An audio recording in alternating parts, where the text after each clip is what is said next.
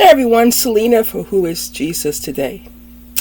And I just want us to continue to be concerned and in prayer for Maui and the people there that were greatly affected by this. And I know that the world has been made aware, yes, and so many of us know, and that so many of you out there are feeling this, and you have already taken steps to bring a relief and recovery. And thank God for all of you who are already actively involved. And yes, and so there are people that have a family and friends there and connections. So yes, I want to be continually reminded to think of your situation and to bring it to Father God. And I know that there are some that are led to really dig into this situation more and find out what are really the root causes and what brought this about. Should we just say that it's a natural disaster, or is there more to this? Is it something that is man-made? And I understand all of that, and we are all used in different ways, and we have different avenues that we come from, and different venues, and that's something that is important to know, because as we have really noticed that the natives of the land get pushed out more and more and more, and this is very true for the island of Hawaii. It's been happening for some time, and it doesn't seem to be stopping anytime soon. And what has happened now in Maui, well, this is just starting something all over again, that people are being pushed, I say thrust, out of their native territories. That's happened in Hawaii. It's happened in all of the Americas.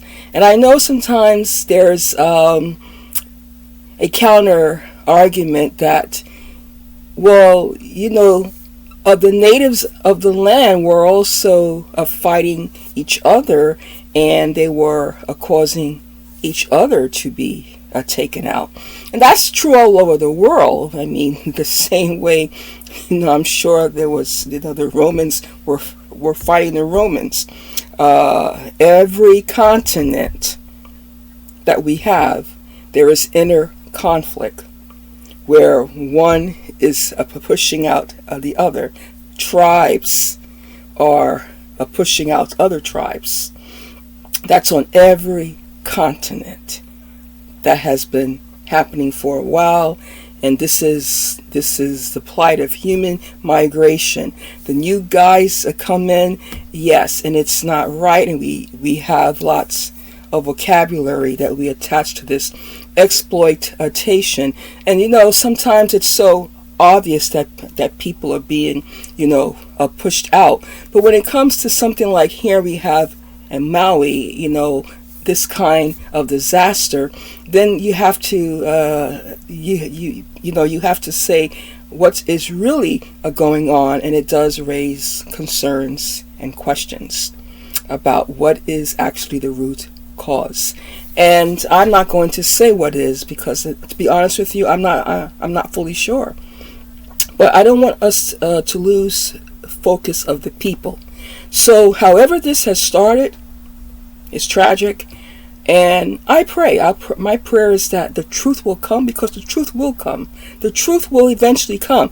A lot of times the truth can take a while, but the truth will make itself known.